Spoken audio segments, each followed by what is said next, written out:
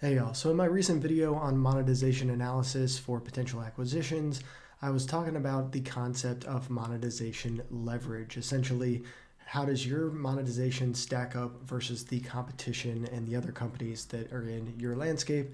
And I made a bit of an aggressive statement saying that it is almost financially irresponsible not to buy competitors if you have significant monetization leverage. So I just wanted to spend a few minutes today unpacking that a little bit more and the why behind buying up competitors and why I think it's a smart strategy for folks who have a significant gap in how they monetize versus the rest of the competitive landscape. Now, the first reason that you would want to potentially buy up competitors if you have significant monetization leverage is pretty obvious. It is a pretty immediate return on your investment dollars for that asset. Whatever you paid for it is going to be a multiple of the revenue that the site or asset was making under previous ownership.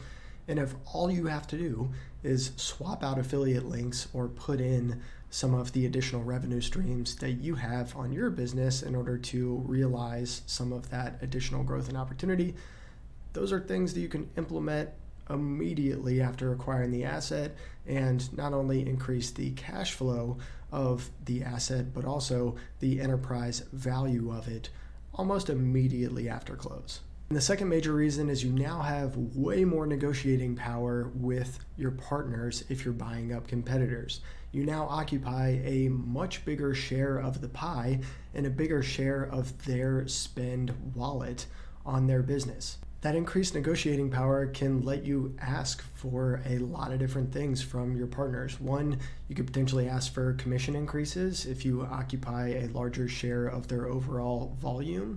You could also ask for different ad types and ways to work together, especially if the acquisitions that you're making are adding additional channels and ways to potentially promote those brands and those partners. That can be really, really lucrative for your partners and basically allow you to deepen the roots of your relationship. A lot of these brands are also going to have sales goals every single month or quarter that are potentially dictated, obviously, from their internal leadership, but also potentially publicly if they are a publicly traded company from analyst projections and things like that.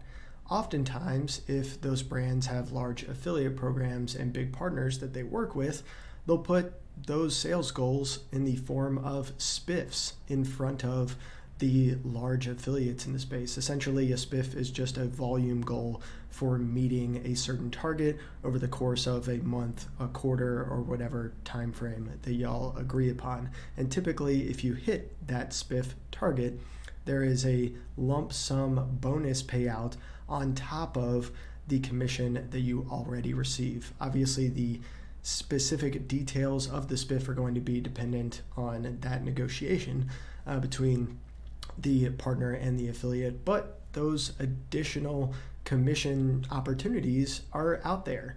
I used to work in the credit card affiliate space, and there were a lot of those available from a ton of different credit card issuers pretty much every quarter, and I think the same exists in a lot of other lucrative categories as well. Now, there's a lot of debate on whether you should own multiple sites in the same niche, but in my opinion, if they're built differently, aka you're kind of diversifying your risk a little bit against some of the levers that Google and other search engines may be pulling in their search algorithms, and you have a solid investment thesis for getting to meaningful volume, or if it's already at meaningful volume, maintaining and growing that in a profitable manner, then in my opinion, it's a no-brainer.